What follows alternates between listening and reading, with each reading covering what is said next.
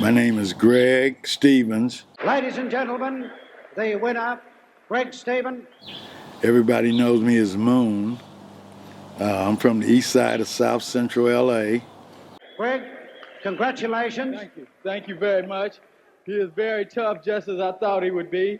And if he wants, I'd give him a rematch.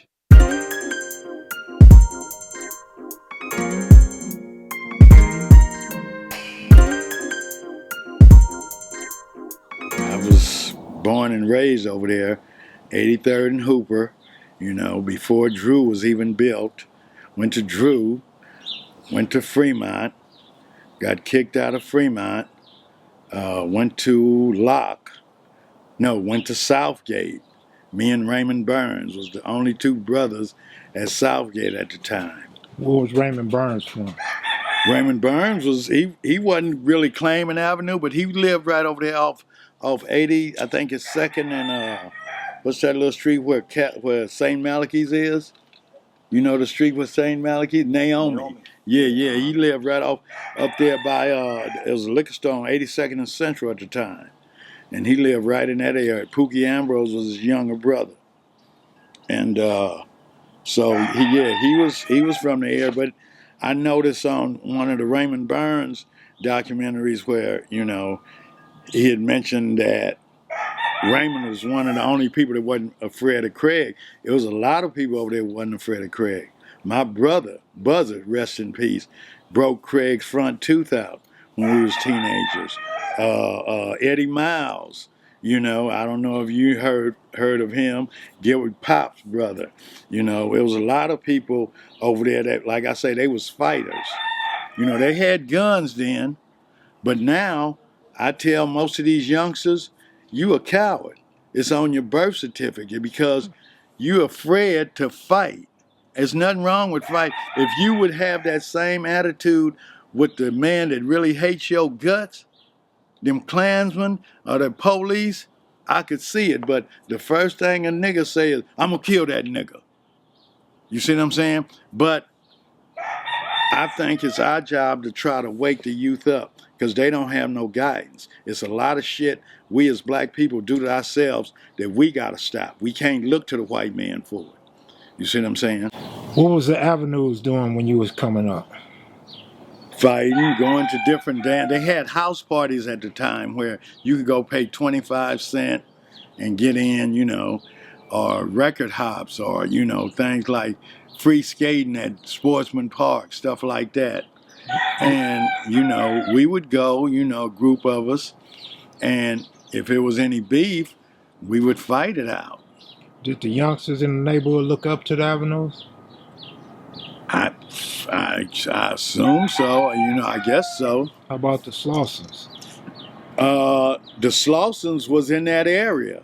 So the Avenues and the Slausons, like I say, Bunchy, at the time the Avenues developed, the Slausons was still there, but they wasn't no longer relevant because the leader had switched over to being a Black Panther. It was more about the unity thing.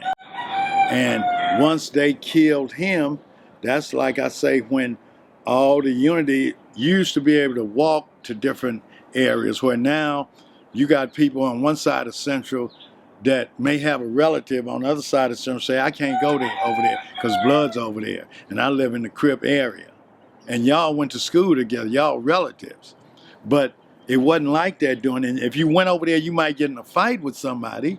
You might win, you might lose, but you didn't kill each other for some dumb shit, because what's the reasoning for the black people killing each other at a rate higher than any other race on the planet?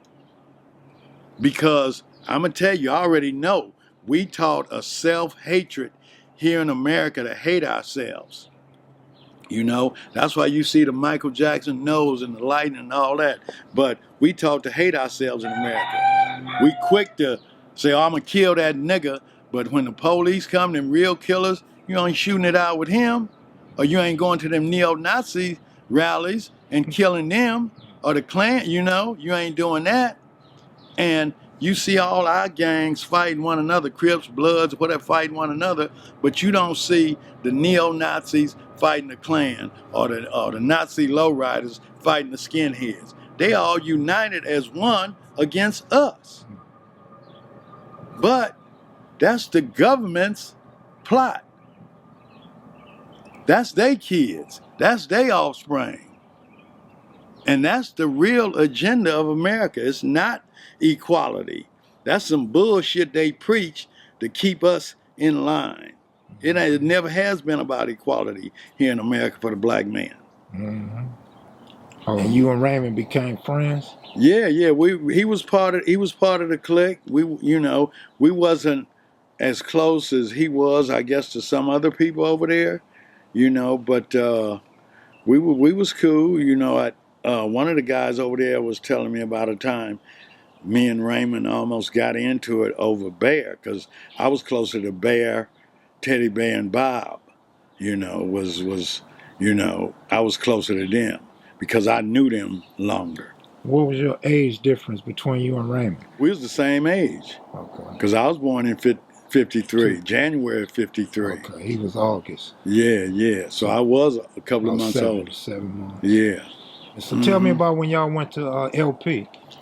I was in there we didn't go together, but I was in there for breaking in Charles Drew Junior High School and, just throwing food around, just generally fucking up, and got arrested.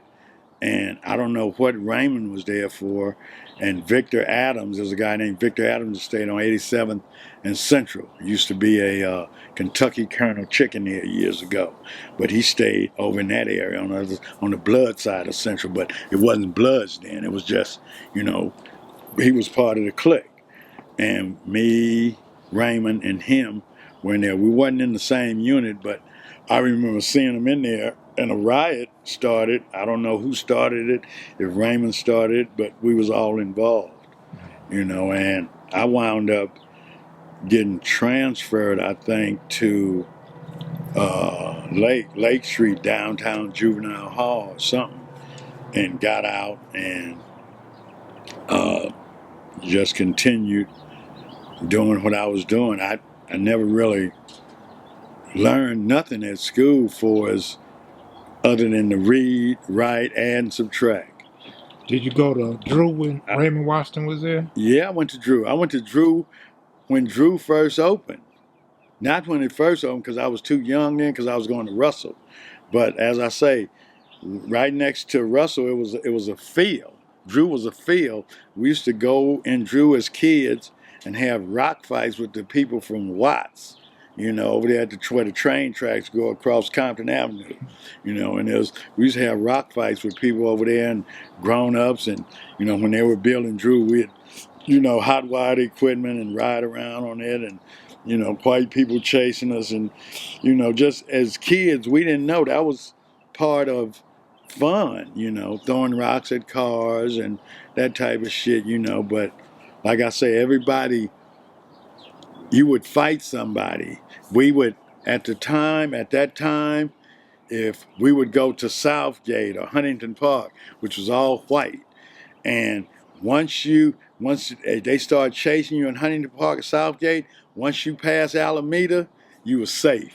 It's the other side of the tracks because it's Watts. See what I'm saying? So once you got to them tracks, right, you were safe. Yeah, so it's literally the other side of the tracks. And that's what we used to do as kids. We used to ride bikes down there as kids, and So you probably went to school with Jamel Barnes. I know Jamel. I remember Jamel before he was buffed. Bobby Lavender. Bobby, I went to school with his older brother Willie. Willie? Yeah, Willie Lavender. Yeah. Willie was the shit out here. Yeah. Had that big afro. We used to call him Captain Crunch. They say he's the real name behind the Lavenders. Yeah. The Lavender family is big in Watts. Yeah. Yep. So, as a matter of fact, I got a call from him a little bit after his father passed. Okay. He's a lot of the people from my age. Shit, man, they messed up. Yeah. I mean, I'm messed up too. You can't tell. You know? But I mean, for us physically, Right. you know, they can't walk, they got diabetes or whatever. And with me, I credit the health that I have now is because, like I say, I went away at 18, and when I got out, I was 22. I was a different person. So you went to the pen in what year? And in 69. 69. And when you got out, the Crips had started. Right. It started when Raymond left the area over there where the avenues was on the east side. Well, he never left the east side, but when he went over further, closer by Fremont in the 60s and 70s over there, that's where he actually started it at, over in that area. And I hear that's where they killed him at, over there. And the reason they killed him, because as I say, they was scared to fight him. They called him up to the cars, what I hear, like on, you know, and shot him. You know, if you bad enough, get out and down him. The youngsters now, their way of fighting is 5-on-1. Why not 1-on-1? What can you do on your own? Why you need all your homeboys to back you up physically? If I don't have a gun or a knife, if me and you got a problem, why can't we settle it fist to fist? You whoop me, cool. If I whoop you, we still cool, but you ain't dead. I ain't dead. And see, that's what the government counts on. They know we gonna kill each other. That's why they don't do shit about it. You see what I'm saying? You start killing white people, start going to the rallies, like I said, killing skinheads, and you watch how they crack down. The Black Panthers is gone. All those militant organizations that didn't believe in turn the other cheek and marching for peace, that believed in you hit me, I'ma strike back, they gone. You know what ain't gone though? What? The Ku Klux Klan, the neo-Nazis, the skin, they ain't gone because that's them. They promoting what the government can't tell you, because it never was about black equality. Yeah, they not even considered terrorist groups. No, it's white superiority. That's what it is. I tell my girl right now, white people are crazy. And she said, why do you say that? And I say, look at the fucking president. He don't get high. He don't drink. He don't smoke. Look at the shit they do. That shit they talking about, oh, we gonna stop the school shit. You can't stop that, because all it takes is a pissed off white man to get mad that he found out his boss is fucking his wife and then lose his job, and he gonna snap. He don't have a record. Most of these guys are shooting up schools. They don't have records, you know? So taking the gun from the criminals and background, that ain't gonna do shit unless you take guns from everybody, and they not gonna do that.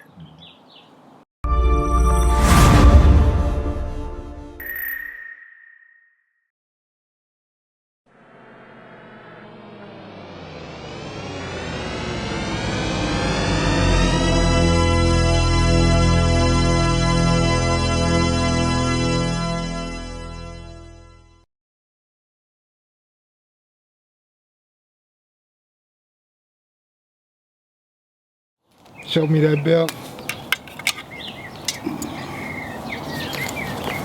Hell yeah. So Jerome is the one put the name Slauson on it after the park. Okay, and that's in 52. See, but there was Slauson's own Slauson Park in 48.